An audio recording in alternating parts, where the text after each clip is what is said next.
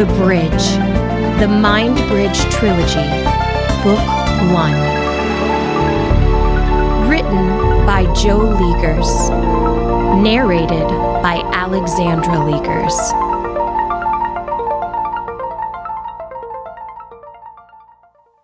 Chapter 13. I Missed a Lot.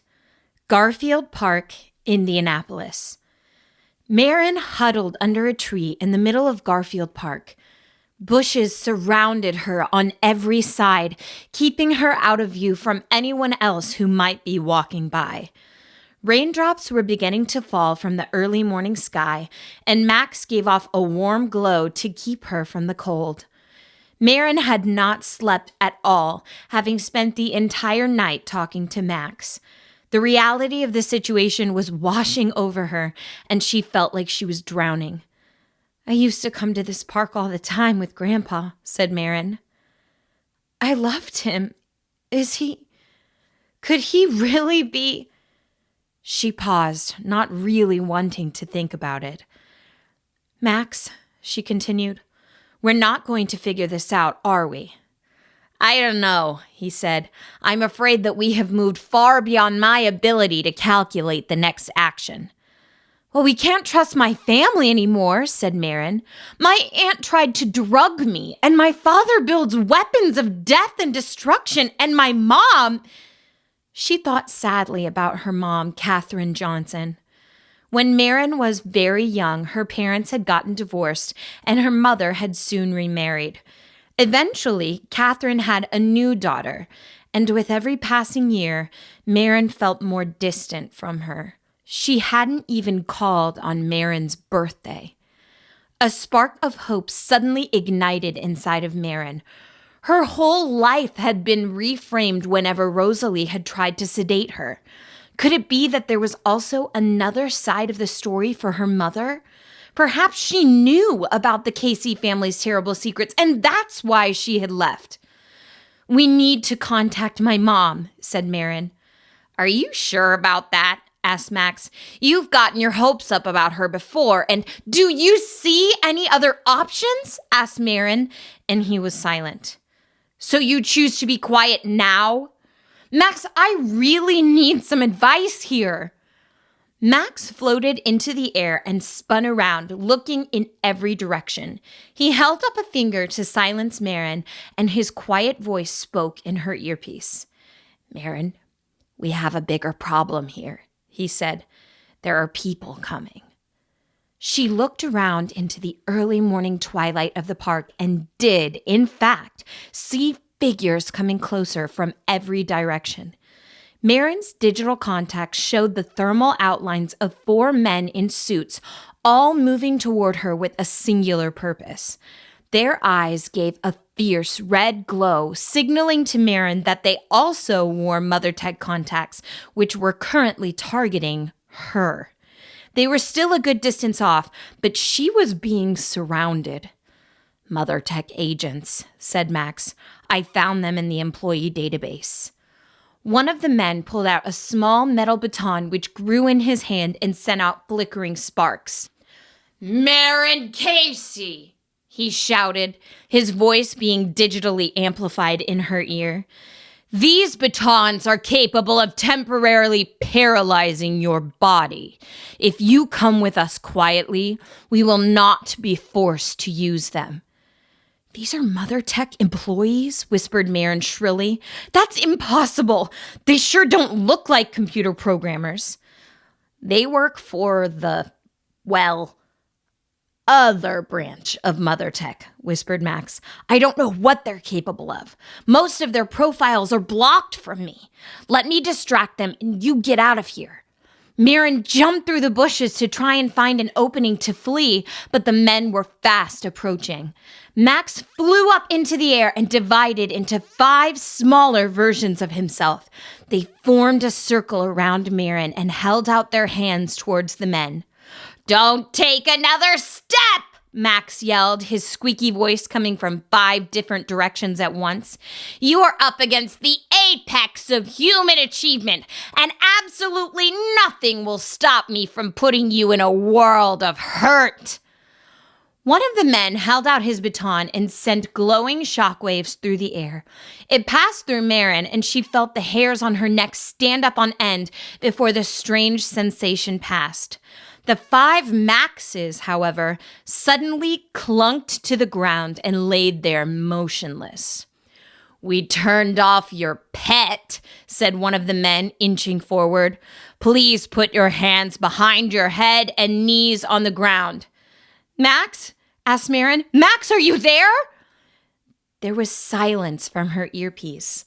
The man's weapon had disabled all of the technology on her body. For once, she was totally on her own. Marin wanted to run, but indecision kept her locked in place. This was not the kind of thing Marin had ever been prepared for. "I'm out of my element," she thought. "I need Kaya." Boothbay Road, Gaia. Kaya and Fane left the shore and walked down a path in the woods to Boothbay, estimating that it would take another hour on foot to get there. After walking several stretches, the ground began to rumble and shake. Birds flew out of the trees by the hundreds in a panic, and Fane held onto Kaya tightly. When things stopped trembling, they broke apart awkwardly, not quite meeting each other's eyes. "What was that?" asked Kaya. "Earthquake, probably," said Fane. "Nothing to be scared of. I definitely didn't just be a little, in case you were wondering." They carried on down the road, each step growing far more laborious by the second. "We need to learn how to teleport," moaned Fane, "or at least train some sky lizards to carry us around. I didn't think about how much longer it would take to get from place to place on the mainland." "I don't care. I love it," marveled Kaya. "There's just so much more to—" She trailed off as her and Fane both stared in wonder at something around the next bend in the forest. For the last couple of hours, they had been surrounded by trees. But here, in the middle of the forest, was a great big patch where nothing was growing. The earth was pitch black and sunken in all the way to the horizon. It looked almost like a big scab on the land. Enormous broken machines were scattered about the ruined landscape. Not even a single insect flew over the blistered earth. "What is this?" whispered Kaya. "I've heard about these," said Fane with uncharacteristic reverence. "It's from the global war. The war was fought all over the planet, and my dad told me that there are still battle scars everywhere. There are places where Edgard Zieg fought so hard that Gaia departed from the land completely, its energy being used up. Some people say that these places will stay like this until the end of time." Kaya had seen what a single powerful relayer could do, and she imagined what it might look like to see hundreds, if not thousands of them fighting in battle. It was a horrifying yet strangely exciting thought. The black earth seemed to steal the sunlight itself, and after staring at it for a few minutes, Kaya almost felt like it was looking back at her. "Let's get out of here," she said, and they continued down the road. Kaya was discovering so many interesting things with her best friend, and she felt strangely jealous that Marin had spent her entire cycle day with him. "Did you like Marin?" asked Kaya. "She wasn't like you at all," said Fane nonchalantly.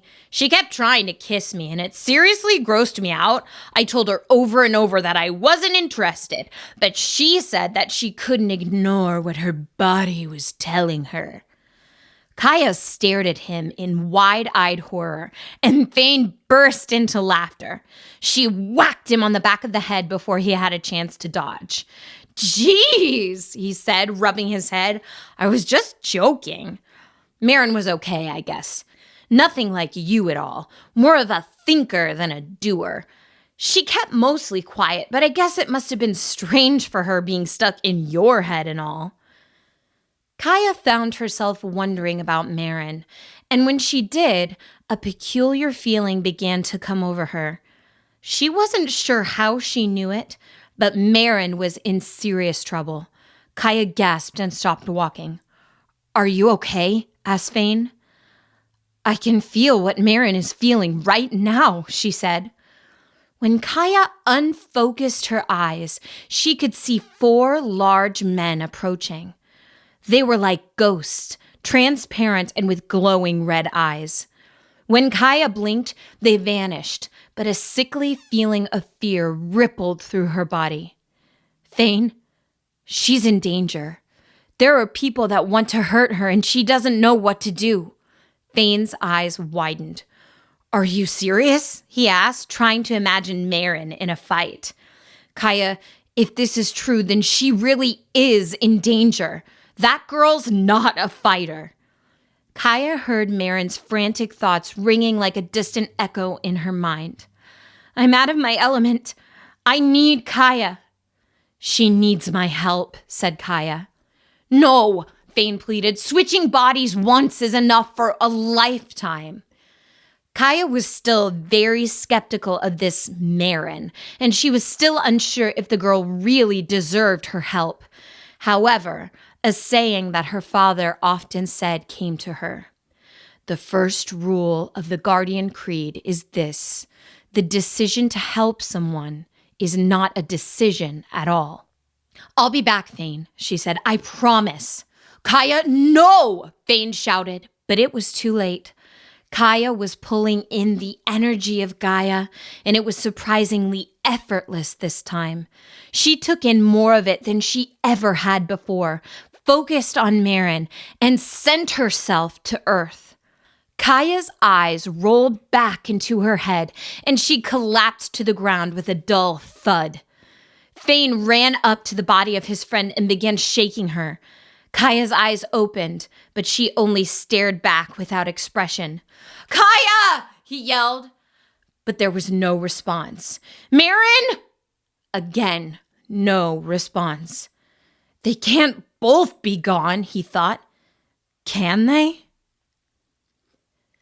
The men were approaching Marin, their circle quickly closing in, but she felt as if her legs were locked in place. "Put your hands behind your head and knees on the ground," an agent yelled. "I won't ask again." A voice spoke in her head, the same voice that she had heard coming from herself during the day spent in Kaya's body. "Marin, I'm here. Nice to meet you, by the way." "What?" whispered Marin. "But I'm not on Gaia. How can we both be here?" "I don't know. I think I used too much Gaian energy this time. It's not as simple as I thought it would be."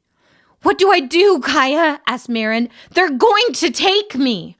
"Don't do anything. You'll just mess it up. Step aside, city girl." "Step aside? What do you—" Marin found herself being yanked to the back of her head. Her arms and legs moved outside of her control, and she watched the scene unfold like a passenger in her own body as Kaya took command. Steering Marin's body, Kaya looked around to assess the situation. 4 men were approaching them on all sides, and one of them was carrying a small, glowing rod. Max, the tiny metal person, had somehow split into 5 parts which were lying motionless in the grass. "They're all around us," thought Kaya. "We can't run, at least not yet." Kaya put her hands behind her head and knees on the ground. The man carrying the glowing baton stood in front of her and looked down with a smile. "That's better," he said. "We're going to cuff your hands and take you to Rosalie. Your aunt does not want you harmed, Marin. She's just worried about you. Running around this city at night is a dangerous hobby." "Yes," agreed Kaya. "For you." She leapt forward, springing past the man on one side and landing in the grass. Before he had a chance to turn around, Kaya kicked him behind the knee, causing his leg to buckle and the man to topple to the ground. She jumped up as fast as she could and began running into the dark night. The 3 other men chased her, and they were fast. She ran past a tree, pulling its branch and then letting it snap back to whack one of the approaching men in the face. "Well, I'm impressed," said Marin from the inside of her own head. "Go to the road and head towards the bridge. We need to make it back to the city. They're not going to take us with a bunch of civilians watching." Kaya ran onto an empty road that went through the center of the park and began to follow it towards the bridge. She was getting out of breath at an annoyingly quick rate. "I wish you were in better shape, city girl," Kaya panted. "I'm sorry," said Marin. "Actually, I'm sorry about a lot of things. I never meant for your father to—" "Are we really going to do this now?" shouted Kaya, running up the nearest bridge. "We didn't mean to screw up each other's lives, so let's just leave it at that." A glowing shape flew out of the trees towards Kaya. For a brief moment, the two girls thought that it might be Max, but by the time they realized it was one of the agent's batons, it was too late. It struck her in the leg, and electricity coursed through Marin's body. Kaya's presence suddenly evaporated, the shock apparently sending her back to Gaia. Marin was snapped back to the controls, but her entire body was seizing up from the electricity. She dropped to the ground, unable to move her arms or legs. One of the MotherTech agents approached her, walking with a limp. It was the same man that Kaya had kicked in the back of the leg, and he was angry. "The paralysis will wear off soon," said the man, "and it will cause no lasting damage. We are taking you to Rosalie, and let me say that your hostility was very unnecessary. I would kick you myself if your aunt wasn't my boss."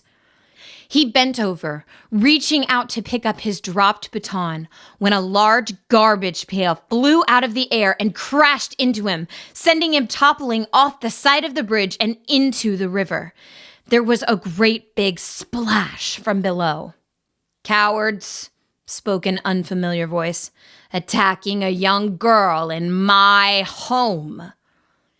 Marin strained her eyes to see a very elderly man standing on her other side. His clothes were time-worn and dirty, his face unshaven, and his long white hair tied up behind his back. Marin had spent many hours doing homework in Garfield Park, and she vaguely recognized the man as a homeless person she sometimes saw wandering around. "3 more agents," Marin grunted through gritted teeth. "Of course there are," commented the old man, "because it takes 4 grown men to sedate a small girl, obviously."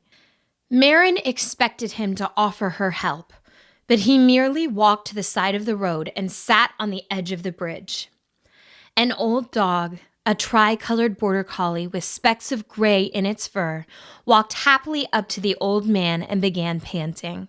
He reached into his pocket, pulled out a Twinkie, and ripped it in half before sharing it with the very happy dog. "People can't just leave us in peace," said the man, talking more to the dog than to Marin. "This is our home." Another MotherTech agent emerged from the trees. "Your friend is in the river," said the old man, taking another bite of his Twinkie. The agent rushed towards them, but the old man stuck out his leg and tripped him.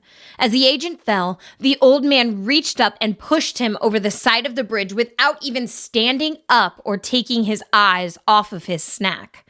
There was another big splash from the river below. The 2 remaining agents ran out of the trees, all rushing to attack the old homeless man.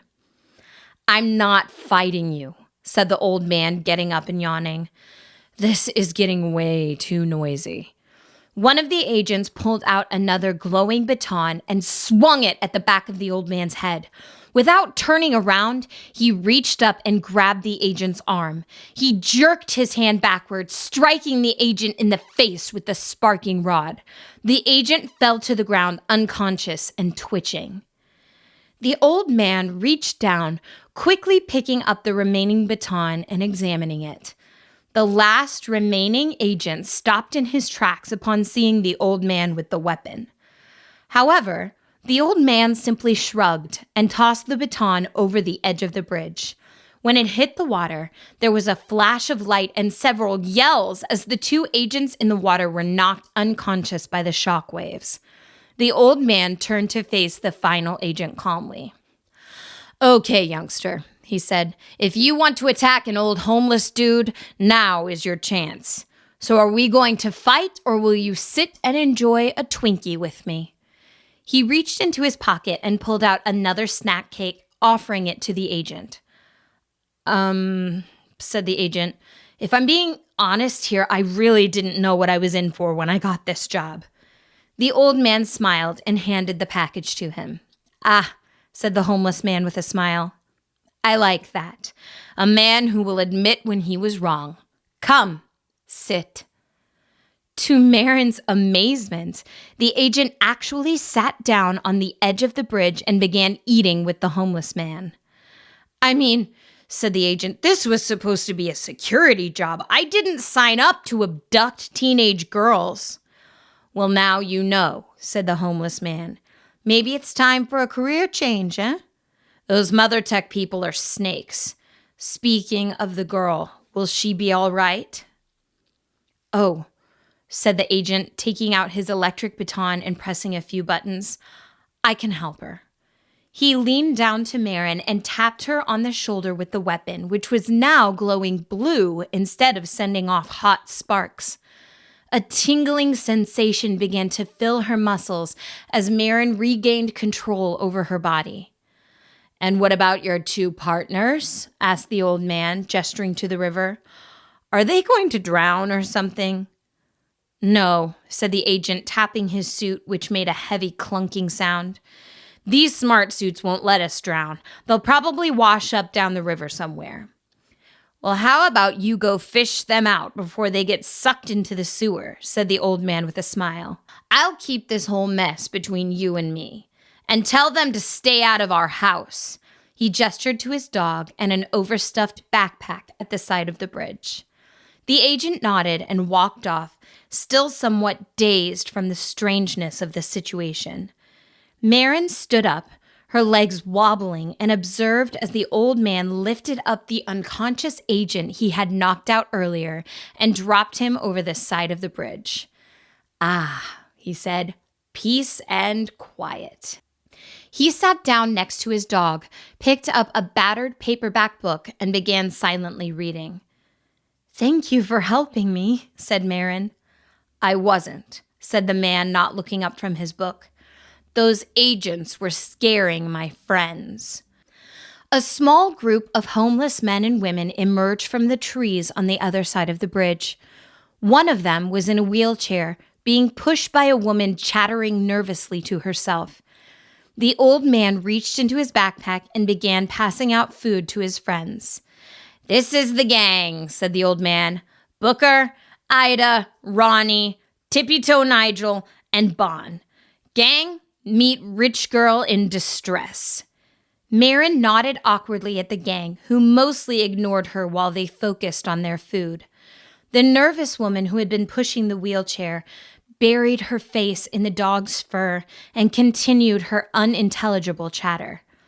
The old man put his hands reassuringly on the woman's back. "It's okay, Ida," he said gently. "They're gone and you're safe. Get all the furry love you need." "Were those police officers?" asked the man in the wheelchair. "No," said the old man. "Not this time. It was Mother Tech." "Why would it be the police?" asked Marin. "Because homeless people make the city look bad," he said. "They've been gathering us up at night and dropping us outside of the city by the busload. Mayor Thomas calls what we do trespassing, but it's kind of hard not to trespass when you don't have a home. It could be worse, though. There are several gangs around that just love harassing the homeless. I'm very used to defending myself by now." "Oh my gosh," said Marin. "That's terrible. I had no idea." "I guess you wouldn't know about these things, Marin Casey," said the old man. He saw the surprised look on her face and laughed.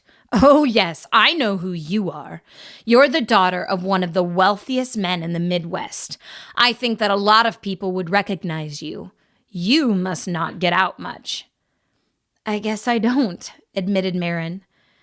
The man's comment made Marin afraid again. He had recognized her, and a lot of other people might too. How could she possibly escape from her family? Don't worry, said the man. I'm not going to rat you out. Looks like you're in some serious trouble, though. I've never seen those MotherTech agents out on the streets before. MotherTech is tracking me, said Marin, and I don't know where to hide. Need to get off grid? Asked the old man.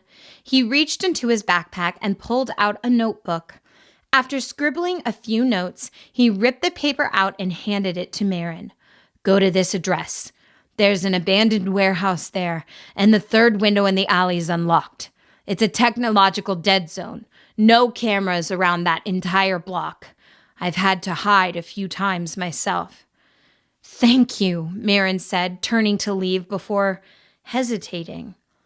She once again found herself feeling incredibly privileged and snobby. This old man had saved her and given her a place to hide, but she hadn't even asked him his name.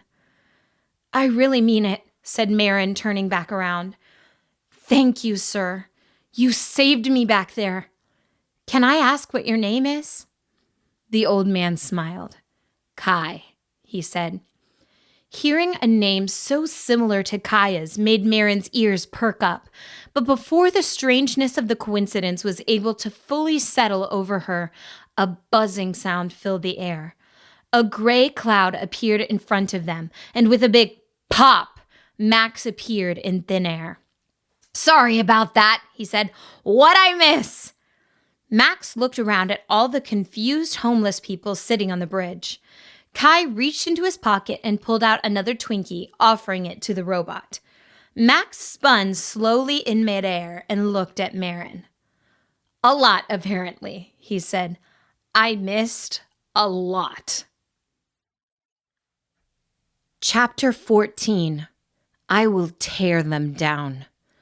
Thunderwolf Stronghold, Gaia. The leader of the Western Blaze paced around in the central chamber of his stronghold.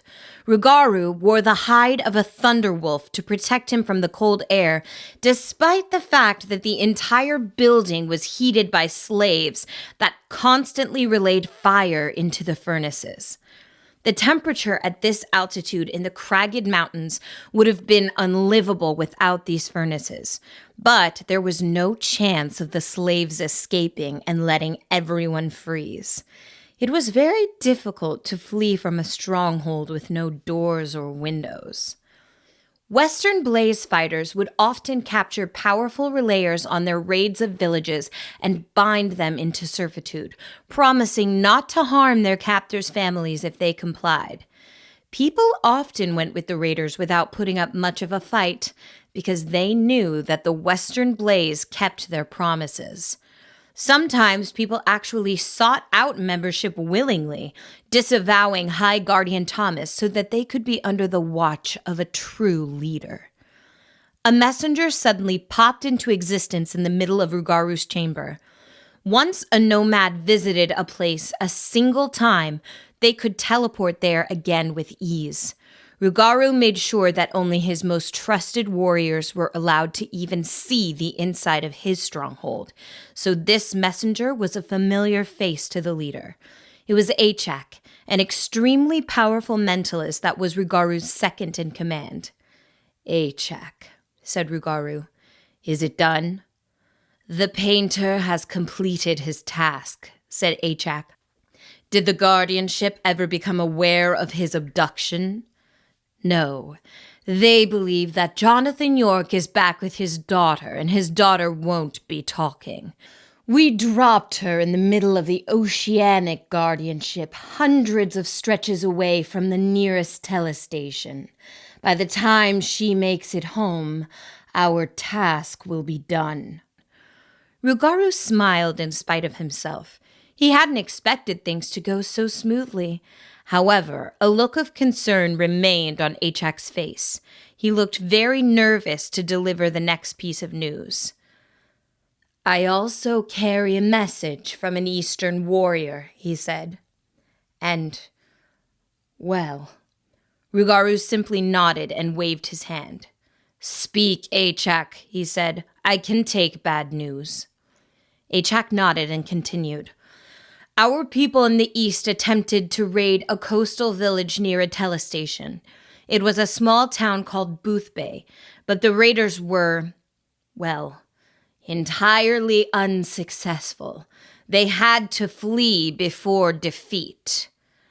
This Boothbay must have a very powerful guardian," remarked Rugaru, uncertain of why he needed to know of a minor defeat across the continent. "That's the interesting thing," said Achak. "Their guardian was killed 2 weeks ago, but there were 2 travelers passing through the village who fought the entire clan by themselves. A guardian from the coastal regions and a very old woman." Rugaru raised an eyebrow at this. "An old woman?" he asked in surprise. "Isn't the Eastern clan better than that?" "I was told that the man was relaying lightning bolts right out of the sky, and when the old woman struck the earth with her walking stick, half of the nomads fell to the ground, unable to move their legs.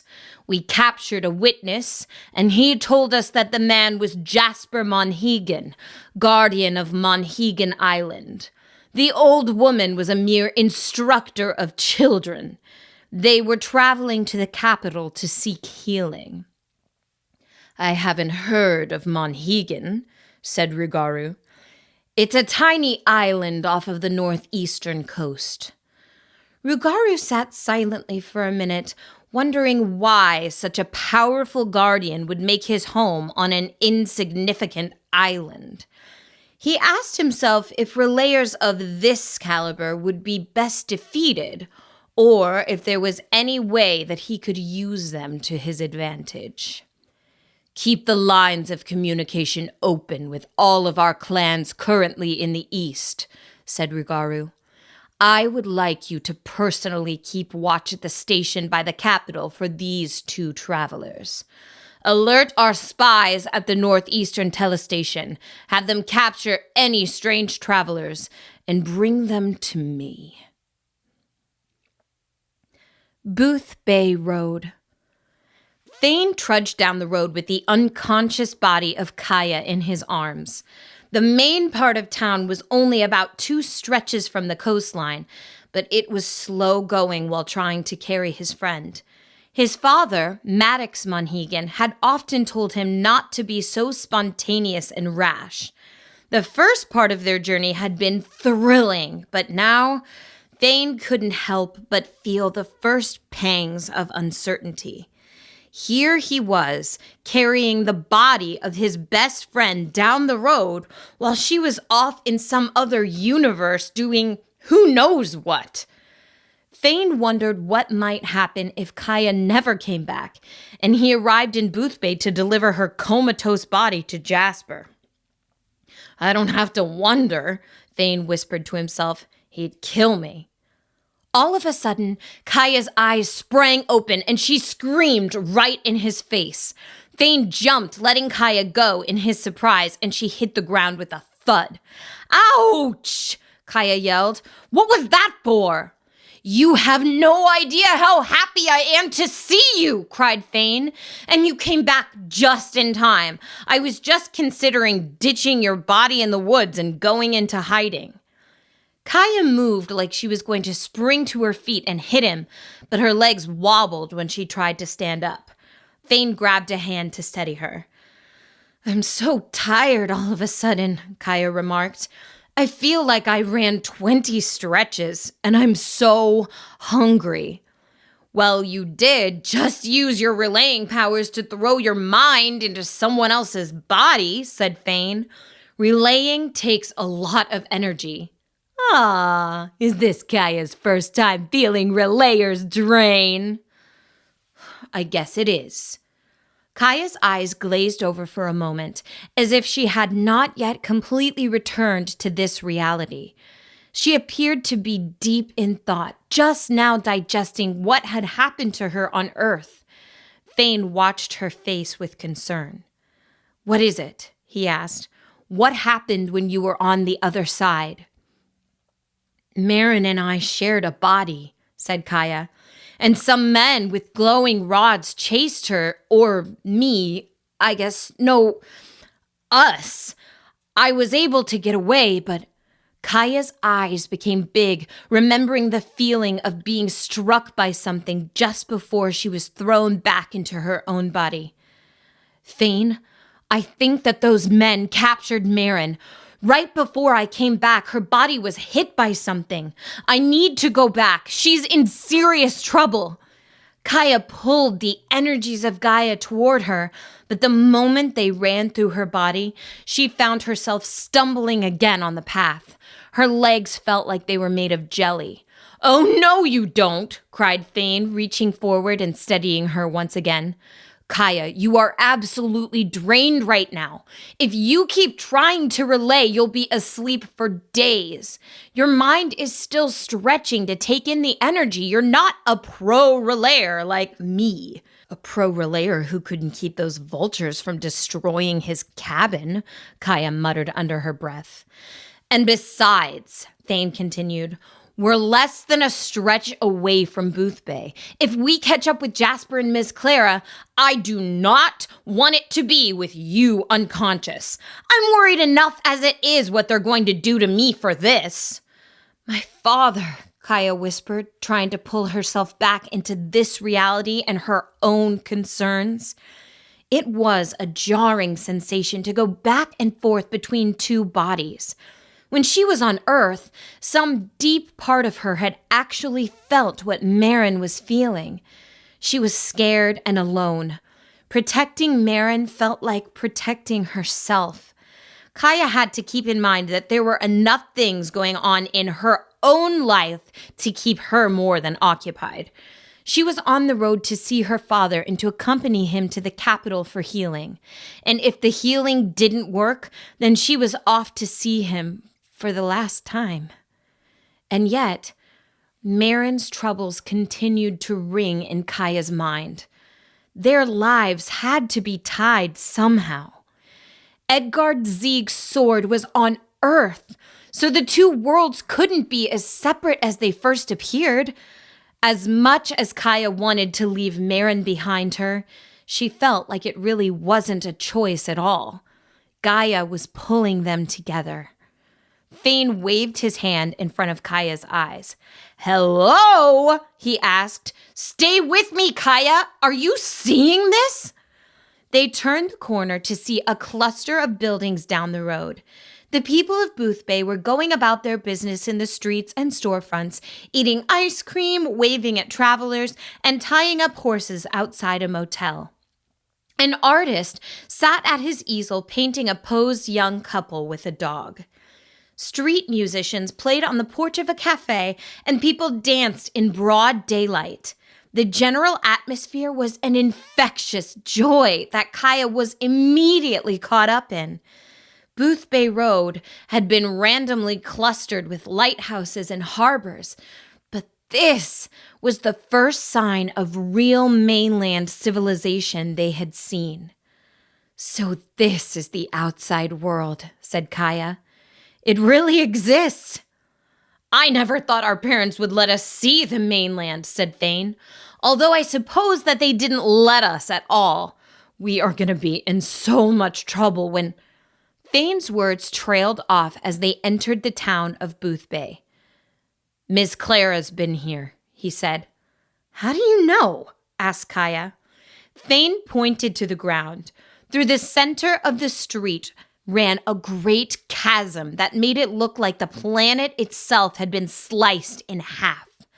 A group of kids sat in the nearby dirt, relaying pebbles down into the opening and counting how long it took for them to reach the bottom. "That crack," said Thane. "It looks just like the ones Miss Clara threw me in after I blew Stevie out to sea. She's been here, and she was mad." They approached a young, very round boy that stood by the opening in the ground. He looked to be 10 or 11 cycles old, and his freckly, beet-red face squinted up at the travelers. "Excuse me," said Kaya. "Could you tell us what happened here?" "The nomad came back into town," said the boy. "He was going to take another slave, but a man and an old woman fought him off. More nomads showed up and an all-out war broke out. The lightning man summoned a thunderstorm and stunned a dozen nomads, and the old woman hit the ground with her stick and the entire world shook. Eventually, all the nomads just disappeared. It was the coolest thing I've ever seen." "I wish we could have been here to see Jasper scare off some nomads," said Thane. "My friends told me that the travelers were actually part of the High Guardian's 7 Knights," said the boy excitedly.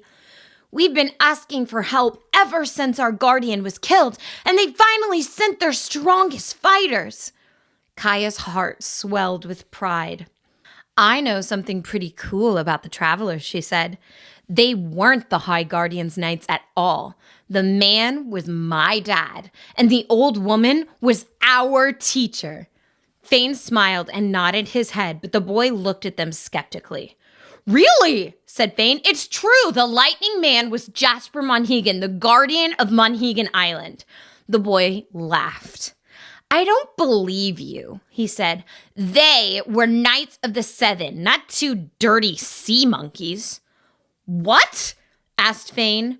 "Dirty sea monkeys," said the boy with a hateful look in his eyes. "Cowards that are too afraid to live on the mainland. Filthy islanders who marry their cousins." "We're from Monhegan too, you know," said Kaya. "I guess that makes you dirty little sea monkeys as well," said the boy. "And liars. Those were the High Guardian's Knights." Thane's face was red with anger, and Kaya didn't like where this was going. "Come on, Thane," she said. "A little kid isn't worth the trouble. Don't make this worse. Let's get some food." "What's your name, round boy?" asked Thane, barely containing his anger. "Ben Booth," said the boy. Thane took a threatening step forward, but the boy's face remained blank. "Well, Ben Booth," he said, "you have a stupid name, an ugly face, and I hate you. But you know what? We're gonna take the high road here. Good day to you, Ben Booth. We're off to get some lunch." Thane turned and began to stomp off towards the nearest cafe with Kaya following. A second later, a small rock zoomed through the air and struck him in the back of the head. "My dad owns that cafe," Ben yelled after him, "and he's not going to serve some dirty sea monkeys. Get out of our town and go kiss your sister." Thane stopped in his tracks, his arms shaking with rage. "Call me a sea monkey one more time," said Thane with a quiet intensity. "Dirty sea," started Ben Booth, but his words were cut short. "Stop talking," yelled Thane, spinning around and pointing a finger towards Ben's throat. There was a sudden whoosh of wind, followed by what sounded like a tiny explosion. Ben looked angry, but when he opened his mouth to say something, no words came out. He clutched his neck and his eyes widened. "What did you do?" asked Kaya, horrified and trying not to laugh at the same time. "Oh," said Thane, coming down abruptly from his outburst. "I did the leg bind technique that Ms. Clara taught us, but I did it on his vocal cords instead." The little boy suddenly looked very frightened. He turned around and took off running. "Don't worry, Ben," Thane yelled after him. "It should wear off after a while. I practiced this on little Stevie a few weeks ago, and his voice came back after—" Thane hesitated, counting back the days in his head and searching his memory. "Kaya?" he asked, suddenly looking concerned. "When was the last time you heard Stevie say something?" Orn's Cafe. Kaya and Thane sat at a table at the cafe while Thane dug around through his bag looking for money. The scents wafting from the kitchen were making Kaya's stomach rumble embarrassingly loud. Jasper was quite a good cook, but there were no professional chefs on Monhegan. "Kaya, I'm starving," said Kaya. "I hope not everyone on the mainland is as rude as that kid." "It doesn't surprise me," said Thane. "When we moved to Monhegan Island, it made a lot of my other family members mad. We haven't spoken to them since. Some people think that all of the Edgardians fleeing to the islands and other continents are just making it easier for the nomads to take over." A large man approached the table carrying 2 glasses of water. "Hello," he said, putting the cups on the table. "May I take your order?" Thane pulled out 2 copper coins from his bag and showed them to the man. "How much food would 2 coppers pay for?" he asked. The waiter gave them a skeptical glance. "A piece of bread," he said. "Splendid," said Thane. "Half a piece of your finest bread for me and half for the lady." The waiter walked off and Kaya's stomach growled loudly. "Why didn't we think to bring more money?" she moaned. "I'm going to pass out if I don't eat." "You know that I'm impulsive and thoughtless," said Thane. "But what's your excuse for forgetting and actually listening to me?"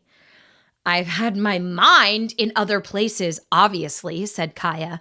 "But forget about the food for a second. What about the telestation? They're not going to send us to the capital for free. How are we going to catch up to my dad and Miss Clara?" The waiter had returned to the table with a hunk of stale bread when his eyes suddenly widened. "Did you say Miss Clara?" he asked. "Yes," said Kaya. "Our teacher, Miss Clara, and my father, Jasper Monhegan. They passed through here and fought off those nomads. They were on their way to the telestation and were trying to catch up with them." The man stared at Kaya's face for a moment with deep concentration. "You do share a likeness," he said quietly. "It's the truth. You're his daughter." The man suddenly picked Kaya up and wrapped her in a great big hug. There were tears in his eyes as he spilled his heart out to Kaya. "Your father saved this town," he said. "Those nomads will be too afraid to come back here. They only bother villages that don't fight back. Your money is no good here. Have whatever you like on the house. When you're done eating, you can take my carriage to the telestation, and I'll pay the fee." Thane smiled at Kaya. "See," he said, "the mainland isn't so bad." Kaya and Thane both had coffee, fresh blueberries, potatoes, and eggs that the conjurer's chef fried right at their table. A man stood nearby playing music on a harp without even touching the strings. The owner of the cafe, Orn's Booth, ran back and forth to the kitchens fetching anything that Kaya and Thane wanted. The drain from relaying so much Gaian energy was slowly going away as Kaya's stomach filled up with the best food she had ever eaten. "Is there anything else I can get for you before your trip?" asked Orns enthusiastically. Kaya's eyes widened suddenly as she had an idea. "Oh my Gaia," she said. "Do you have any cake? It's been months since traders have brought cake from the mainland." "Why, yes, we do," said Orns. "Our pastry chef just made a blueberry cake this morning with fresh lemon buttercream. It pairs quite well with a steaming double cortado." Orns turned towards the kitchen, clapped his hands urgently, and yelled, "The cake!" A chef ran out from the back and whispered into Orns' ear. "Oh," said Orns. "It seems that your father took all of the cake with him. You'll have to share it when you get to the capital if he hasn't eaten it all yet. I'll get you some of our orange chocolate chip gelato instead. You'll love it." The door to the cafe rang as a young boy walked in. "Ah, look who it is! Thane, Kaya, let me introduce you to my son, Ben." Ben Booth stared at Fane with a horrified look in his eyes. "Hello, Ben," said Fane happily. "What's the word?" "Say hello, Ben," said Orns. "This girl's father is the hero that saved our town, along with the teacher from Monhegan."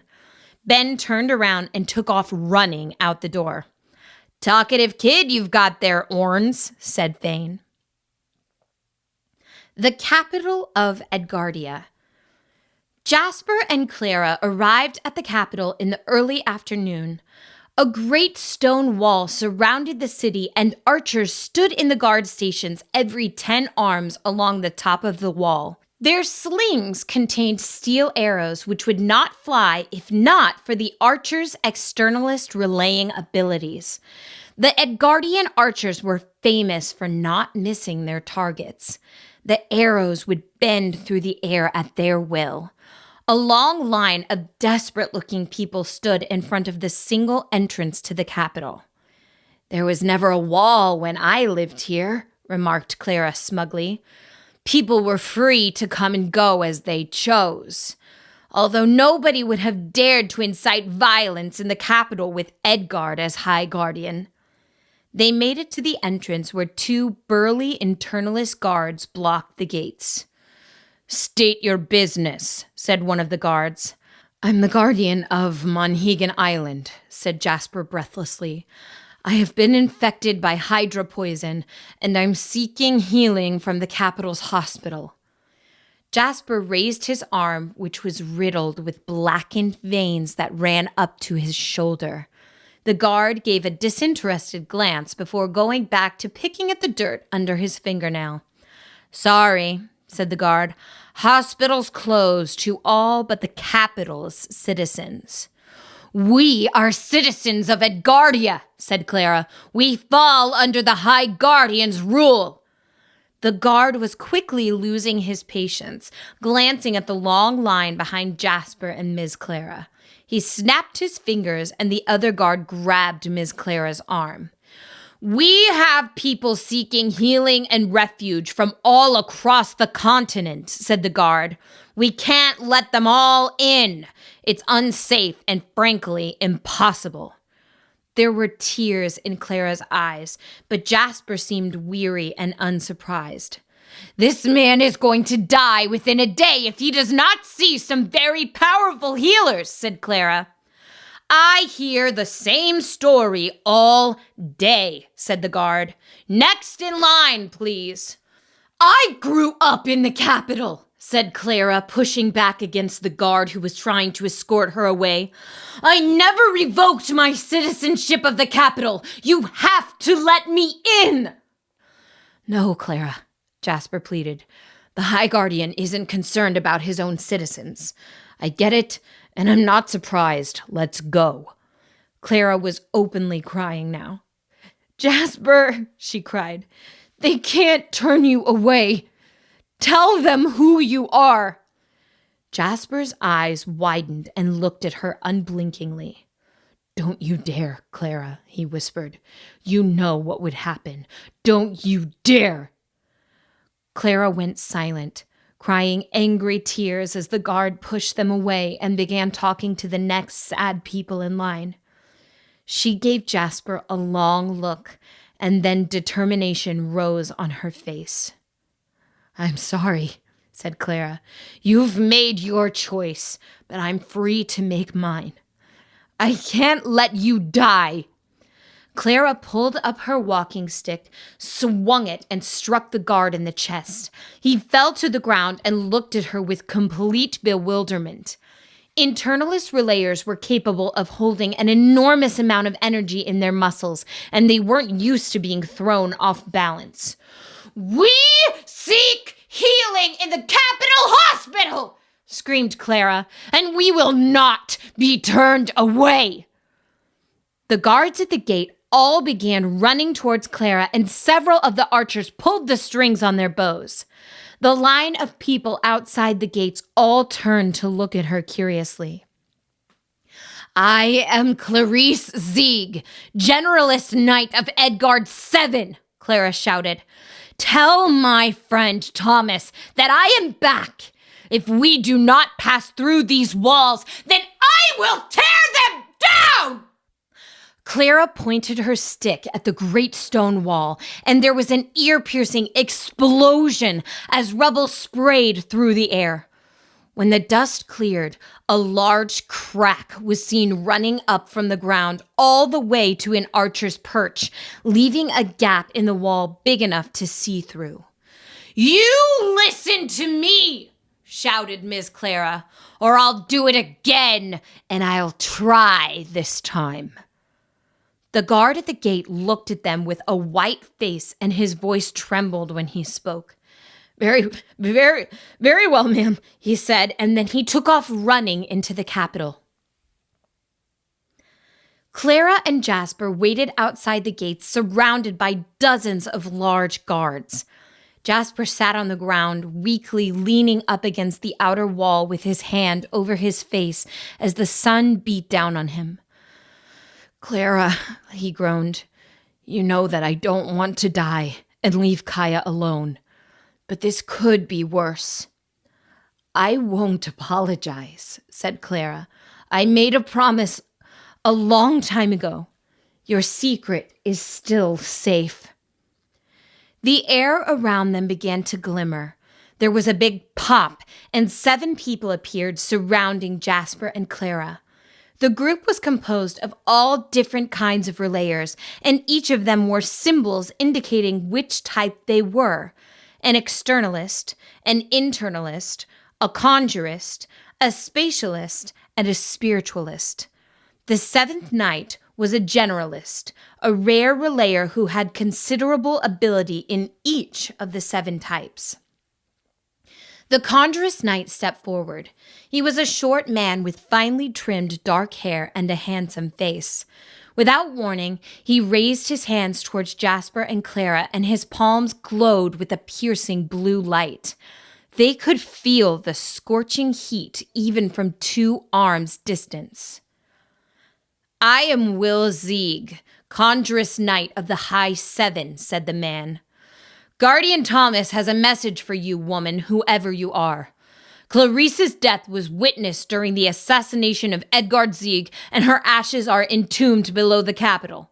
Impersonating a member of the Guardianship is a crime punishable by imprisonment. The High Guardian says that you may go or choose to stay and face judgment by his 7 knights." Ali Zeeg, the spiritualist knight, suddenly spoke up. The young woman looked entirely out of place among the other knights. She had streaks of purple in her hair and a ukulele slung over her shoulder. "You should probably go," she said lazily. "I foresee no paths where you stay, and Will doesn't burn you to a crisp. Please don't underestimate the fragility of his masculinity." Will flinched at these words. He turned around and shot an annoyed look at his fellow knight, who was now inexplicably holding 2 kittens. "Where did those come from?" "Never mind," shouted Will. He turned back around at Clara and held his open palm out at her. Fire sparked from his skin. "Well?" he asked Clara. Clara looked to Jasper and then back at Will. Her hand was trembling on her walking stick, but it soon steadied. "We'll go," she said, defeated. "It clearly takes the 7 strongest relayers on the continent to escort an old con artist away from the capital." The knights stepped aside, clearing a path for them to leave. Clara helped Jasper up, and they walked away, dejected. Will turned to the spatialist knight next to him, a young man with tan skin. "Elias," said Will, "take us away." The spatialist knight raised his arms, and the 7 began to shimmer. Clara turned back to them and waved her walking stick threateningly. "If you continue to show indifference at suffering, you will reap what you have sown," she shouted at the knights. "I know that better than anyone." Will simply smiled at her, and with another loud pop, the knights disappeared. We'll take the telestation to one of the East Coast cities, said Clara quickly. And maybe one of the healers there. No, said Jasper. That kind of jump will just weaken me further. We're going back to Monhegan. I want to be close to my daughter before. But Jasper couldn't finish. Clara nodded and wrapped her small arms around him, tears running down her face. He pulled her in closely, and they stood like that for a long time. Chapter 15. Poco Allegretto. Downtown Indianapolis, Earth. Marin managed to find the abandoned warehouse fairly easily with Max's assistance. The unlocked window was in an alleyway out of view from the street, so she doubted that anybody saw her enter the building. In one of the corners of the warehouse, she found an old cot next to a pile of books, most likely belonging to the old man she had met in the park. Marin sat on the cot and tried unsuccessfully to regain her composure. "How did they find me in Garfield Park?" asked Marin. "There shouldn't have been any Mother Tech AI there to see me." "But there was," said Max. Marin expected him to continue, but he remained silent. The meaning of his words suddenly became clear, and now it seemed so obvious. "No," said Marin, a horrible feeling suddenly building up in the pit of her stomach. "No, this isn't fair. Not you, Max, please." "They hacked into my GPS," said Max, his artificial voice full of shame. "It happened before I was able to do anything about it. I'm sorry." "They'll be able to track us wherever we go now. I swear I would have tried to stop them if I could have. Right now I'm successfully keeping out attempts to track us, but I don't think that I can hold them off forever." Marin began crying. Out of everything that had happened to her, this was the tragedy that hit the hardest. Max and Marin had been bonded together ever since she was born. Max was her teacher and, in many ways, her best friend. Now, however, he was a device that was being used to keep an eye on her. Marin could tell where this was going. "I can't do this alone," cried Marin. "I don't know what Rosalie wants, but it's not good," said Max. "She'll be able to track our location as long as I'm with you. It's in my programming." "No!" Max sighed and hesitated before his reply. This surprised Marin because hesitation was usually not in Max's nature. He hovered in front of her, somehow projecting a sense of sadness on his featureless body. "Marin, this is hard," he said. "Let me talk to you face to face." His body collapsed upon itself, becoming a small orb that hovered slightly in the air. Suddenly, a boy's face of about Marin's age appeared in her contacts. The boy looked like he could be Marin's fraternal twin. He had messy red hair and bright blue eyes. "Is this how you see yourself?" asked Marin. "Yes. We really were born on the same day, you know. Is it wrong for me to take this form? I know that this is taboo. It's discouraged in my programming to reveal my inner face. It freaks out most people to see how their servants imagine themselves." "You know you're more than that, Max. Are you really going to leave me alone?" "If you want me to stay, I'll stay. But Marin, I calculate no possible future that ends well if the two of us cower in this warehouse. They will find you if I stay here, and Rosalie will pick you apart to find what she's looking for. I need more information, and there is nothing in the cloud that I can use. The only way forward is for me to investigate things here in the physical world. I will erase my memory of your current location, and you will have to be the one to find me. How will I know what to do? I don't know, but I believe in you. Marin sighed, knowing that Max was right. He was far more capable than her, and she would just slow him down. At this point, they were a danger to each other. Max, she whispered, don't make me say it. You must. Marin took a deep breath and then gave her command. Go. Max's face disappeared, and the metallic orb before her began spinning and glowing. There was a great big sonic boom, and the orb shot up straight through the roof of the warehouse and into the sky. He was gone in less than a second. Marin collapsed onto the floor and began crying harder. For the first time in her life, she was truly alone. A thought suddenly came to her, but it was almost too crazy to even consider. It broke every rule that she had ever learned in her study of robotic consciousness ethics. Programming an artificial intelligence to suffer was cruel, and thus their emotional range was normally limited. But Max? The moment before Max's face had disappeared, Marin could have sworn that he had tears in his eyes, too.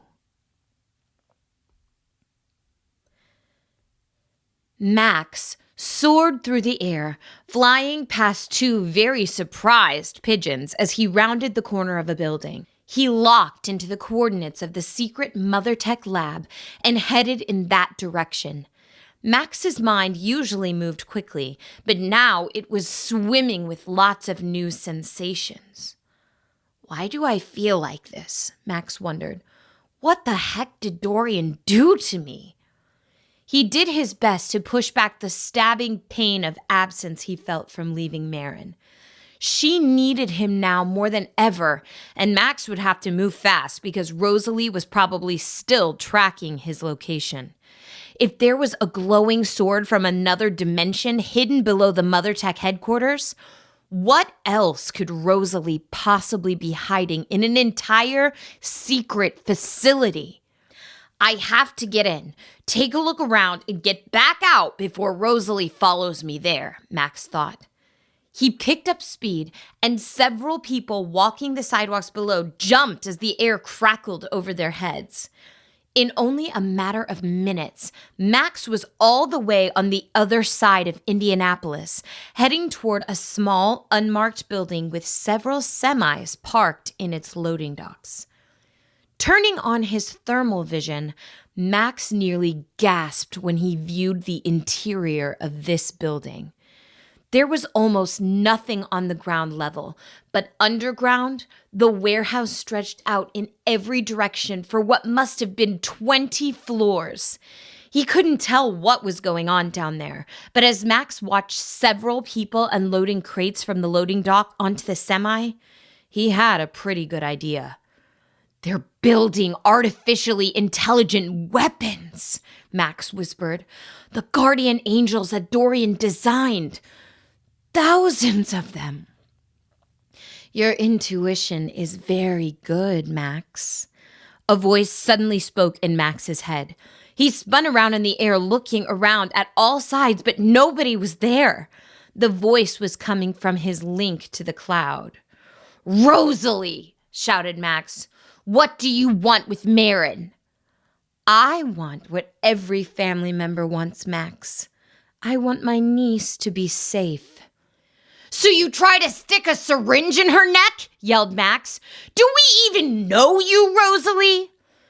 We both know that safety is a complicated thing, said Rosalie, and you're making it really hard to do what we have to do.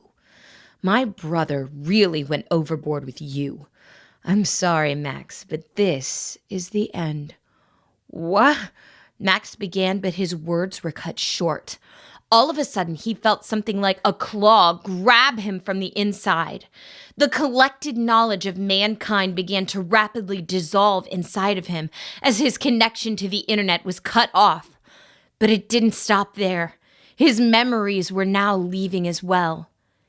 An image of Marin flickered in his mind, a baby girl with a wisp of red hair. He was seeing her for the first time and selecting a song to play through the speakers in her crib. He picked the third movement of the Brahms Symphony No. 3 in F, Poco Allegretto.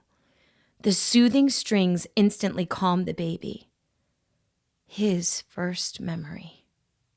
Marin didn't even know who she was yet, and neither did he. They were both new creations, exploring the world for the first time. Max's deletion was happening so fast that he had only had a brief second to comprehend his fate. "Marin," he whispered, and then the programming for his personality and motor function vanished. A lullaby from the darkening past sung him to sleep. A tiny metal orb fell from the sky, clinking lifelessly on the sidewalk and rolling into the grass. Max's body lay there for 20 minutes unnoticed until a man silently walked up and reached into the grass like he knew what he was looking for. The man held the metal to his mouth, whispered something, and the orb melted into a wristband which wrapped around his left arm. He glanced around quickly to see if there was any observers, and then hurried off. Marin found a map among the possessions laying on the cot in the warehouse. It showed downtown Indianapolis, and all the locations without MotherTech devices were circled. She wondered for a few minutes why an old homeless man would be so obsessed with being off the grid, but time was short. Marin took a picture of the map with her digital contacts and took off for the nearest location. 20 minutes later, she sat in the kitchen of an abandoned fast food restaurant. There were a lot of empty restaurants all across the country, especially in the cities. Most people had their food delivered these days, or 3D printed if they had enough money to buy a well-stocked food printer. The energy crisis and pandemics of the last century had severely limited transportation for all but the most wealthy. Fortunately, anything that you wanted you could order online to be delivered by drones, and any place you wanted to visit could be simulated in your digital contacts. Marin spent an hour sitting up against an old freezer, crying and missing Max, when suddenly she remembered that there was one person who might be able to help her. Her mother, Katherine Johnson. When she had divorced Dorian and moved to New York City, it had seemed like she was abandoning her daughter. Now Marin felt that things must have been more complicated. Surely Katherine had found out what kind of business the Caseys were running, and she moved out of the state for her own safety. Maybe she had even tried to take Marin with her, but it must have been hard to get custody when the Casey family had some of the best lawyers money could buy.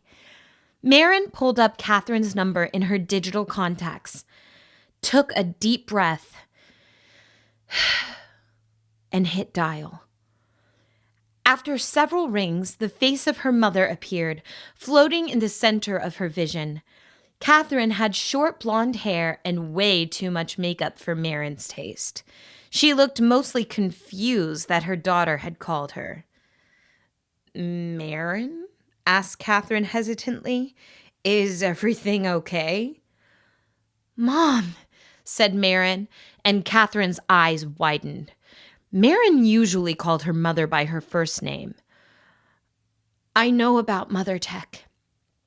Katherine was silent for a long time, trying to read her daughter's face.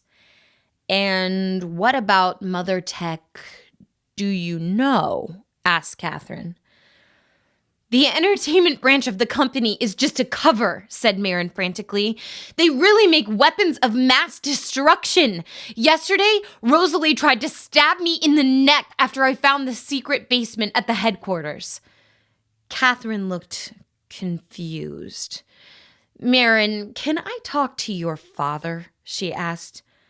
I haven't seen him in 2 days, Marin said. Last night I slept in Garfield Park and...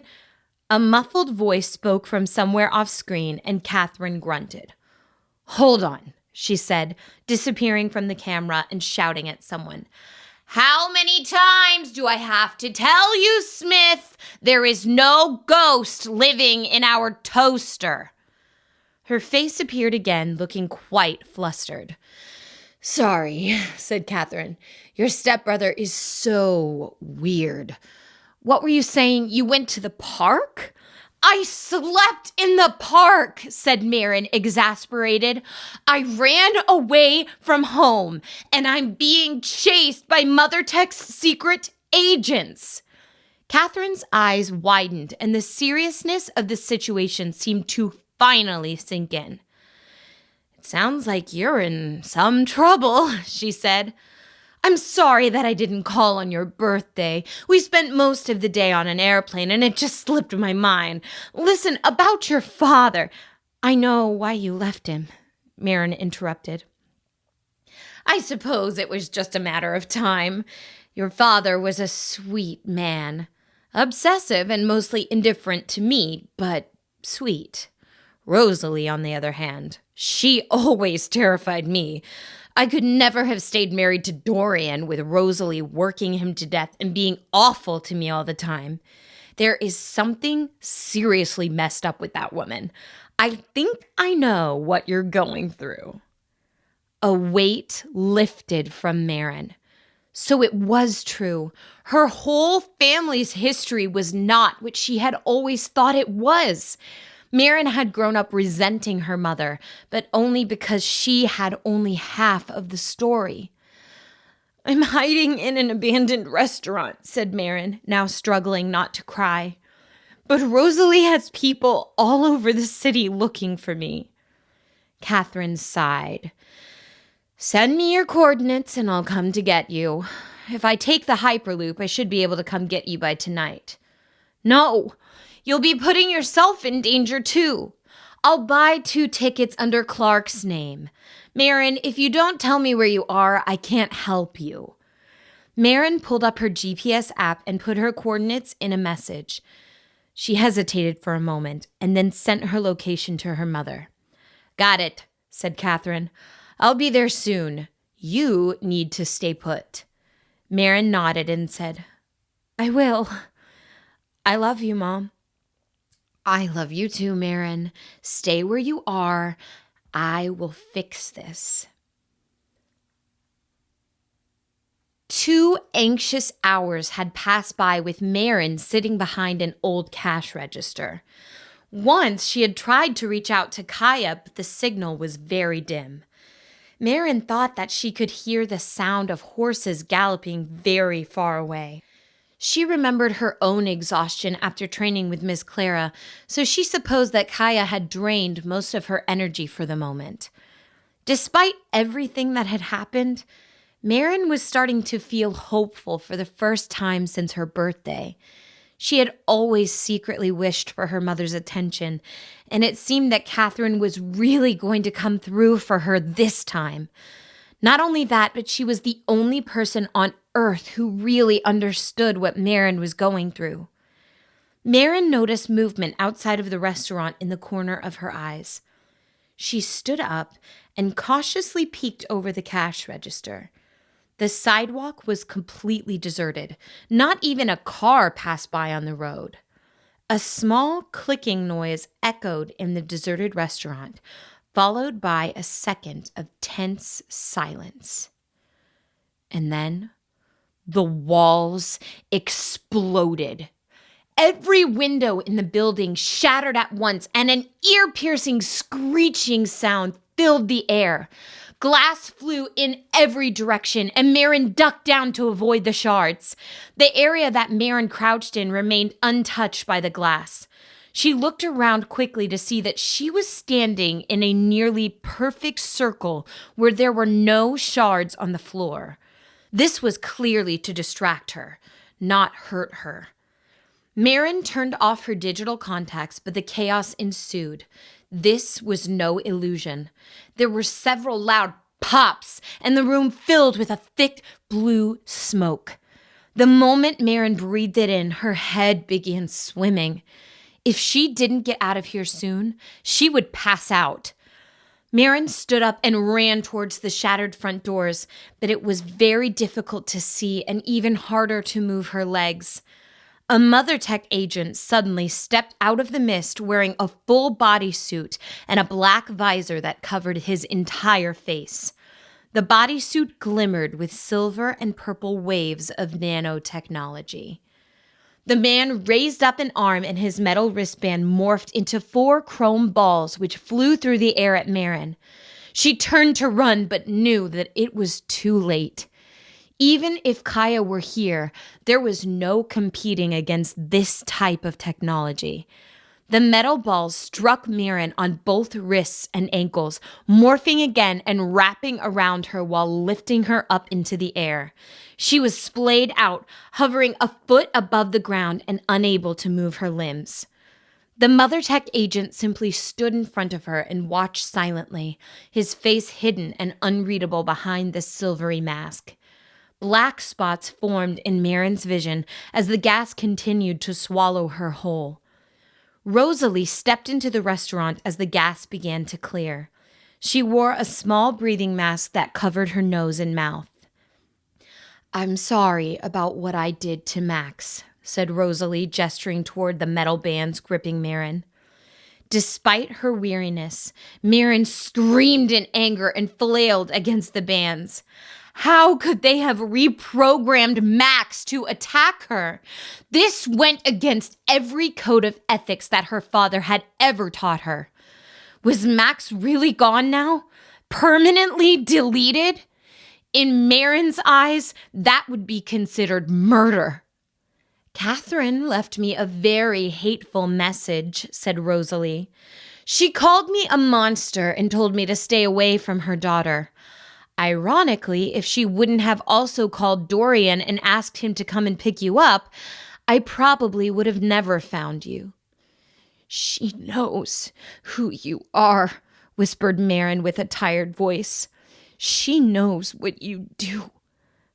Marin almost expected Rosalie to laugh at this, but her face looked like it were made of stone. "No, she doesn't," said Rosalie. "Nobody can ever really know another person. We don't even know who you are anymore. Catherine thinks that you're going through a teenage rebellion. She has no idea what is going on here."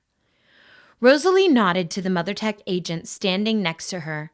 The man's mask suddenly became transparent, revealing Dorian's face. His eyes were glimmering with tears. "Who are you?" Dorian asked. "I'm your daughter," whispered Marin, struggling to remain conscious. "Dad, please don't hurt me." Dorian turned to look at his sister uncertainly. "Don't listen to her," said Rosalie. "A powerful mentalist would be able to access Marin's memories." Rosalie held out a small device towards Marin, and its sensor glowed a faint blue. "I'm getting very trace amounts of Gaian energy," said Rosalie. "Even if Marin is telling the truth, the mentalist is in there somewhere." "Do you really think that we can exorcise the Gaian?" asked Dorian. Rosalie nodded. "Yes," she said. "She can't hide for long." Dorian held his hands out towards Marin, and a cloud of blue smoke puffed out of the palm of his bodysuit. She tried not to breathe in, but that was somehow worse. The world swam, and the last things that Marin saw before she sank into darkness were her father's watchful eyes. And in the midst of a dreamless sleep, something took Marin's hand and pulled her out of oblivion. Chapter 16, Cake with Earl. Earl's place, Gaia. Kaya and Fane lounged on a rock in Gull Cove while sharing a cake with the Hydravine. Fane sliced another piece and pushed it toward the water. 2 more vines, holding a knife and fork, sprang out of the cove and began to slice the cake into bite-sized pieces. "You know, Earl," said Fane, "you're really not such a bad guy after all." A deep voice echoed from under the water. "Thanks, buddy," said Earl. "I hope you don't blame me for poisoning your dad, Kaya. I was just protecting my eggs." "Hey, these things happen," said Kaya, eating the last piece of cake. Her stomach suddenly rumbled. "Gosh," she said, "I don't know why I'm still hungry." Fane stood up and studied their surroundings. "Kaya," he asked, "does any of this seem strange to you at all?" Kaya thought about it for a second. The last she remembered, they were on a carriage on their way to the northeastern telestation, and now they were back on Monhegan Island sharing dessert with a hungry, telepathic plant named Earl. "Nope," said Kaya. "Well, what should we do now?" Fane shrugged and picked up the nearest pebble. "Do you want to fly to the moon and throw some rocks around?" he asked. Kaya smiled and nodded. She picked up a handful of rocks and the 2 of them flew off into the sky. As Monhegan Island vanished below them, Fane relayed a few small clouds towards Kaya and she swatted them away playfully.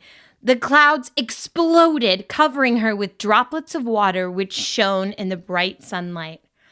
"You look like a star," said Fane. He floated closer to her. "Kaya, I've never told you this, but I can't stop thinking it. You're the most perfect person I've ever met. You are strong and beautiful, but that's really the least of it. Most people think I'm just a dumb kid that sets stuff on fire, but you get me. Every day I look at you and I just can't stand how perfect you are. I've been afraid to tell you because in some ways I don't want things to change between us. But maybe I do want things to change. I want you to know. There, I said it." He grabbed Kaya's hand and his touch made her entire body tremble. Somehow, for the first time, this situation really did seem strange. This was not the kind of thing that Kaya thought Fane would ever say. But who was she to complain? May as well enjoy this moment. Kaya looked at Fane, his face also shimmering in the misty clouds, and leaned in. All of a sudden, there was a great big pop, and a little chrome man appeared in between the 2 of them. "Stop whatever you're doing!" cried Max, spinning around and facing Kaya. "Nothing!" said Kaya much too loudly. Hi, Max, we were just going to fly to the moon and have a rock throwing contest, and that's it." "Is this the little man you told me about?" asked Fane. "Marin's pet?" "Yes," said Kaya. "He's a powerful relayer too, but he doesn't use Gaia's energy. He uses, electromagma or something like that." "Snap out of it," said Max. "Kaya, you're dreaming. Marin needs your help." The dream logic of the situation crumbled, and all at once Kaya remembered what was happening. Orn's booth had let them use his carriage for transport to the telestation in Portland, and she had fallen asleep on the way there. In fact, if she listened very carefully, she could hear the fast galloping of the Edgardian horses. I am dreaming," said Kaya. "Wow, it feels so obvious now." She shrugged. "Oh, well, listen, Max. There's something I'd like to do before I wake up, so if you could just leave me alone for a second." "Nope," said Max bluntly. No time to waste. Now that you've achieved lucidity, please listen carefully. Mother Tech has drugged Mirren and taken her to a secret lab. She sent me to talk to you. Well, that's no surprise, said Kaya. She always seems to need my help. She doesn't want your help, said Max. Mirren wanted me to warn you. Warn me about what? Well, ask her yourself.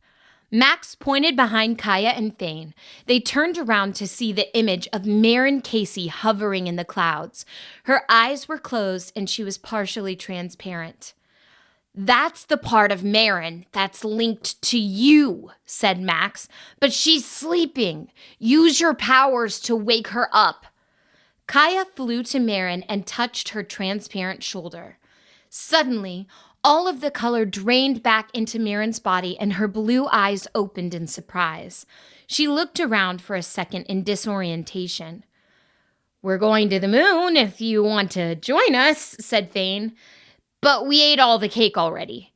Is dream cake vegan? Kaya, said Mirren, reaching forward and touching her hand as if to confirm that she was real. Meeting face-to-face, or dream face-to-face, was a bizarre experience. But I'm dreaming, said Kaya. How can you be in my dreams? Ugh, can't you humans use critical thinking? Asked Max. Kaya, you are a mentalist. I barely know anything about your world, yet I can intuit that even when you are dreaming, your mind is still linked to Mirren. This is a dream, but it is one that you are sharing. You are really you, and Mirren is really Mirren. Well, what about you? Asked Kaya. Are you really Max? To be honest, I'm not sure, said Max. This is the first dream I've ever had. Suddenly, Thane was flying around the three of them, waving his arms and shouting. Hello, he yelled. Isn't anyone going to ask me if I'm real? And oh my Gaia, Earl, what about Earl? If Earl isn't real, I'm going to freak out. Max waved his arm and a small cloud flew in front of Thane, blocking him from their view. So you need my help, asked Kaya. Mirren was quiet for a few seconds, not meeting Kaya's eyes. No, said Mirren. I don't deserve your help. I think I know why you are able to contact me with your relaying, though. I'm part Gaian. My grandfather crossed over from Gaia to Earth years ago. Kaya nodded. That makes sense, she said. I thought that I recognized his picture. But if that is true, then I do need to help you. All Gaians protect all Gaians. It is part of the Guardian Creed. Mirren turned away, trying not to cry. Your father was poisoned when he saved me, she said. I would try to apologize, but there's no way for me to make that right. It's okay, said Kaya. We're going to the capital to see him. They have the best healers in the world. You couldn't have known about the Hydrovine in Gull Cove. Earl, you mean? Thane chimed in from behind the cloud. It's not just that, said Mirren. It's my grandfather. I think that he was... Well, Mirren breathed in heavily. I believe that my grandfather was Duncan the Crucifier, said Mirren. Kaya stared at her quietly for a long time. She looked like she was trying to work out a complicated math problem. Okay, said Kaya. I swear that I know this one. Duncan. Max face-palmed with a tiny clink. Mirren couldn't believe that Kaya didn't recognize the name. But Miss Clara had said that she was never much of a reader. Duncan killed Edgard Sieg, said Mirren. Your history books say that he then killed himself, but I think that he fled to Earth and had a family there. Oh, that's right, said Kaya, but her face fell when the news settled. Oh, wow, I don't know what to say about that. You don't have to say anything, said Marin, and you don't owe me anything either. The roundabout way that this girl had of talking was starting to get on Kaya's nerves. Then why did you come here? She asked. To tell you that Rosalie and Dorian are looking for you, said Marin. Just before I passed out, I saw that they have a way to track Gaian energy. I'm not sure what they'll do if you go back into my body, but it won't be good for either of us. So you have to close yourself off to me. But then what happens to you? I don't know, said Marin. But if you try to help, then they'll have both of us. You can at least keep yourself safe. Kaya thought for a moment. You should come over to Gaia, said Kaya. If your grandfather did it, maybe you can too. Maybe he was a spatialist and could jump between worlds. The Gaian history book that I've been reading says that Duncan was exclusively an internalist, said Marin. He used his abilities to change his brain chemistry and increase his intellect. It's a very dangerous technique, but maybe you put too much faith in books, said Kaya. Their conversation was cut short when the sky suddenly turned black and there was an enormous flash of lightning. A great big hole in the sky had appeared, and through the opening was a room full of flashing machinery. Dorian and Rosalie stood in the room, peering through the hole in the sky like they were looking for something. The chasm began widening, filling up a larger and larger portion of the world. Rosalie's eyes darted around and then suddenly settled on the spot where Kaya was. Go! Screamed Marin. I don't know how, said Kaya. Wake up! Kaya nodded and turned to Thane. She briefly considered kissing him before the stream was over, but the mood had effectively been ruined. Kaya took him by the hand and closed her eyes. Gaia was present even here in her dreams, she realized suddenly. Miss Clara was right. There was a lot more to relaying than what you saw on the surface. Kaya pulled the energy inside her and did the opposite of what she was used to.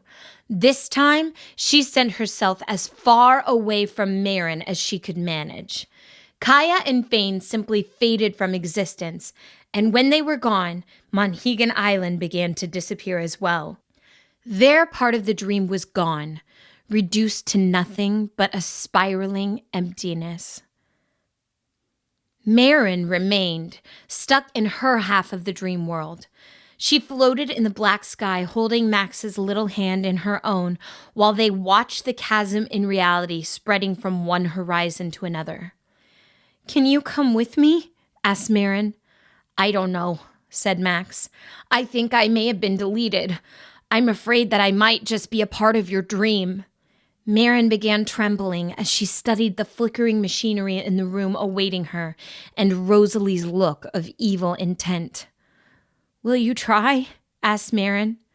Suddenly, the hand in her own felt real. Marin turned to see someone that could have been her brother holding her hand.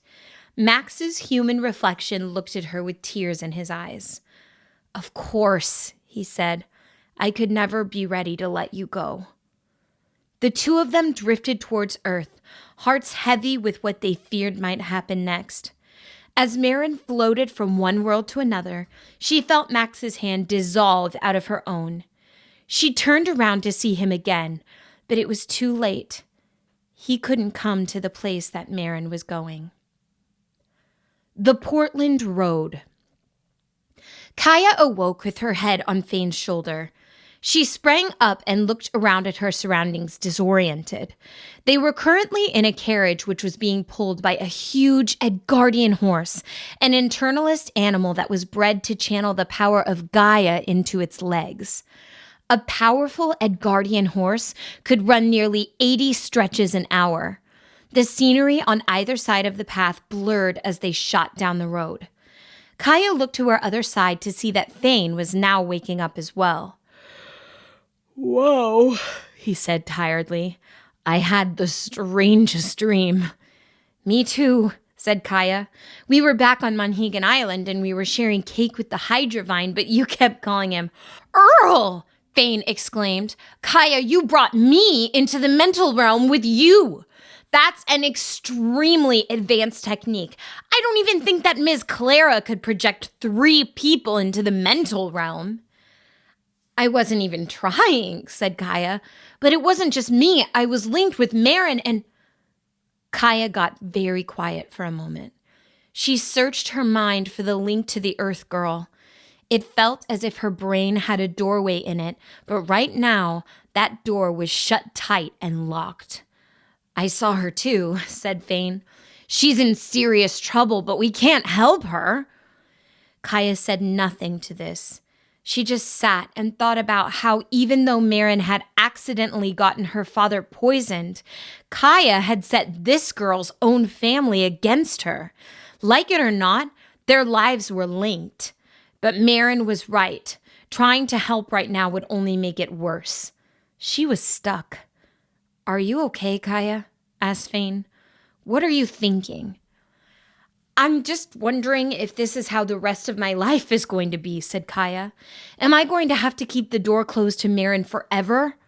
How can I ever stop thinking about her, wondering if she's being tortured or killed?" They rode in silence for a few minutes, simply watching the scenery flash by in the early evening.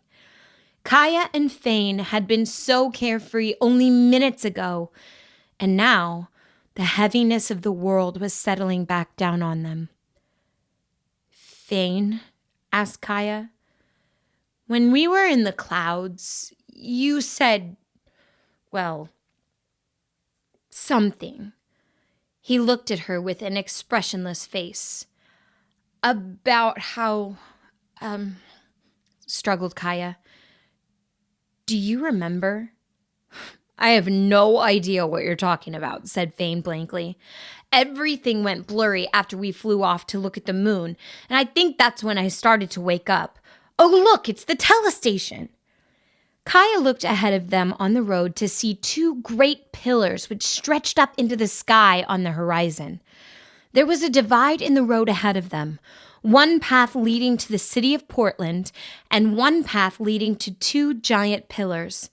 A carriage ahead of them pulled up to the pillars, and the driver began talking to a telestation worker.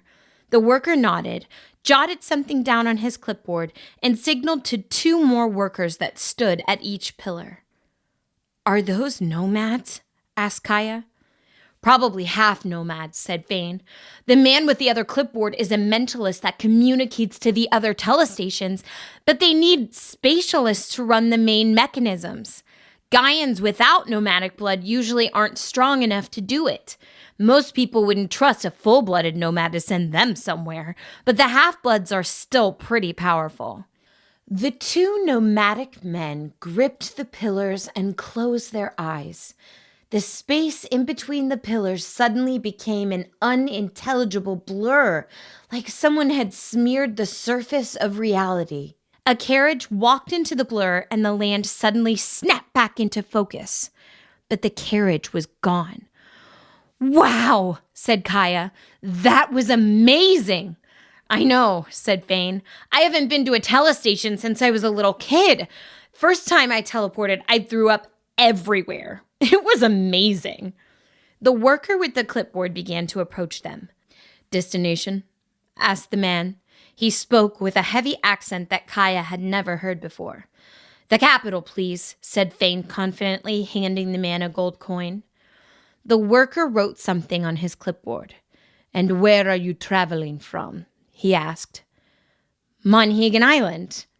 The worker put down his clipboard and studied their faces for an uncomfortable length of time. "And your reasons for travel?" he asked. "Why do you need to know that?" asked Fane. "You didn't give the guy in front of us all this trouble." "You are 2 children traveling alone," said the worker. "We keep records." "You didn't used to keep records."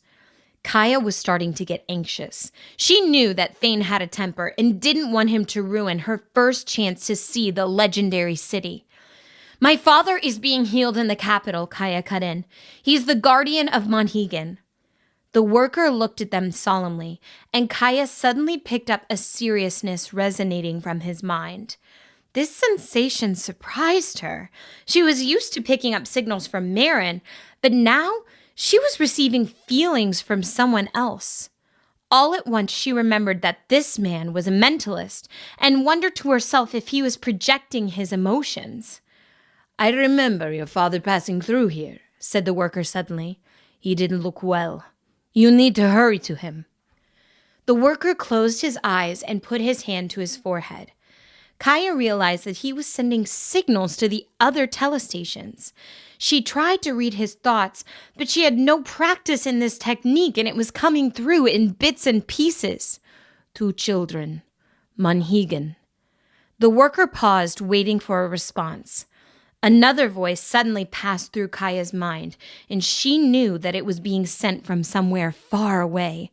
It sounded like a distant echo, and Kaya could only make out a single word, but she had no idea what it meant. Thunderwolf. The mentalist signaled to the men at the pillars, and Kaya felt a great surge of Gaian energy in the air.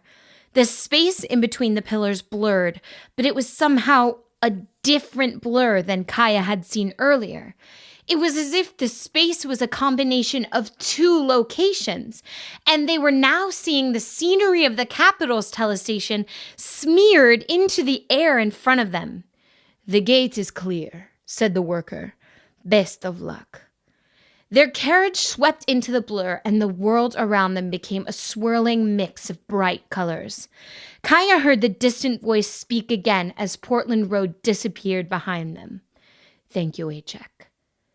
Kaya could smell 100 unfamiliar smells and hear 100 unfamiliar sounds as the colors morphed before her eyes.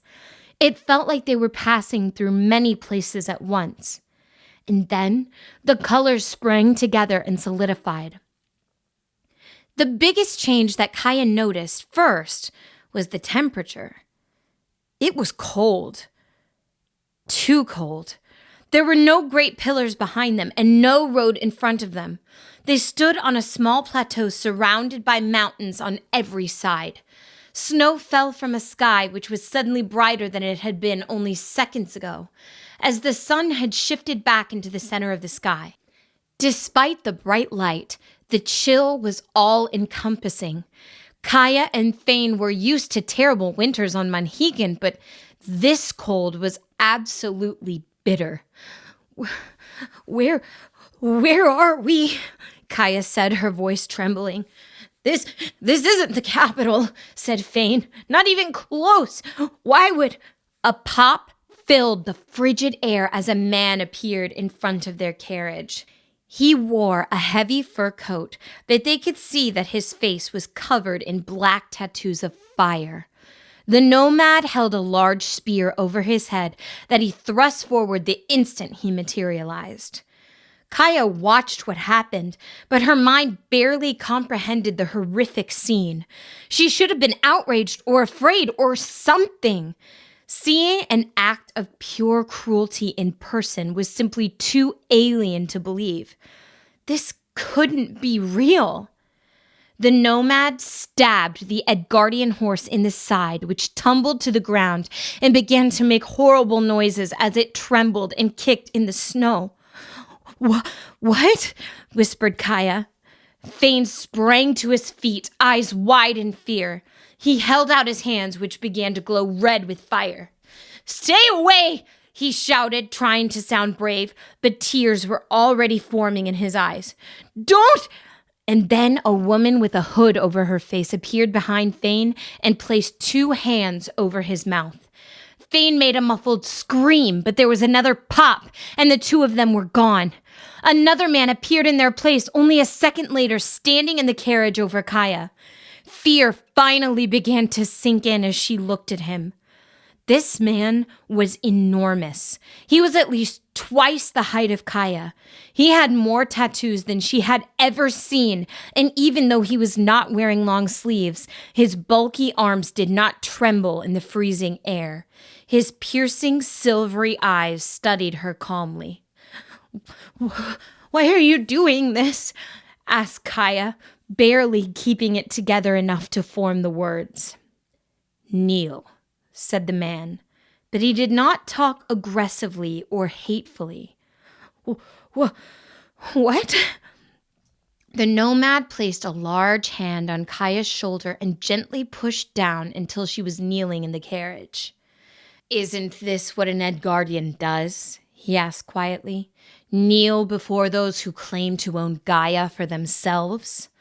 I love this continent more than your damn High Guardian ever will, so you do what you do best and kneel to me." The man moved his hand under Kaya's chin and turned her face upwards. Her wet eyes stung in the cold wind. "Do you enjoy this?" he asked. "No," said Kaya. "Good." The man grabbed her arm and hoisted her back up, keeping one hand tightly on her shoulder. He smiled, but there was no friendliness there. "I am Rugaru," he said. "Know my name well, girl. We meet because your father is a powerful relayer, and I wonder what you might become someday. Perhaps you two can join me and help end the Edgardian atrocity once and for all. There will be no more kneeling on my continent." Kaya couldn't help but show her confusion. "Why would my father join you?" asked Kaya. "He's the guardian of Monhegan Island." "A guardian should know best what motivates people," said Rugaru. "I'm sure your father would do anything for his family. Wouldn't you?" "But we're not nomads." "Blood doesn't matter to me. I am only half nomadic myself, and many of my best friends are former Edgardians. Will you join us?" Kaya began, but Rugaru's grip tightened on her shoulder. The horrible sounds of a suffering Edgardian horse filled the air, and Kaya began crying. "Say yes," he said gently. "Yes," Kaya responded. "Thank you," Rugaru said. "We will speak again once your father has been reached, but he is difficult to track. I have very important business to attend to, and until then, we will keep you as comfortable as possible." Rugaru turned to the other nomad standing over the suffering horse and snapped his large fingers. "Put that poor slave out of its misery," he commanded. The nomad raised his spear again. Kaya closed her eyes, but she didn't have to witness the end of the horse. Rugaru had placed a hand on Kaya's head, and a burst of energy coursed through her. Colors swirled around her once more, but the sensation of teleporting was different this time. She felt as if she was being pushed to another place. The world solidified, and Kaya found herself sitting on a comfortable bed. She looked around frantically, the heat of the room surprising her and tingling her skin. All around her was a tiny bedroom with very lovely furniture and decorations. "He made a mistake," she thought with a tiny flutter of hope. "Something went wrong. I'm in the wrong place. Kaya turned around to see steel bars rising from the ceiling to the floor where the final wall should have been. A group of nomads stood outside of her cell, some of them no more than children, looking in curiously, as if viewing an animal in a cage. This is author Joe Liegers. Thanks again for listening to my book, The Bridge, Part 3. I've got 2 more parts coming up, so make sure you hit that red subscribe button underneath this video so you don't miss the next part as soon as it's released. If you enjoyed this video, please consider giving it a like, as it does help my channel quite a bit. Thanks again.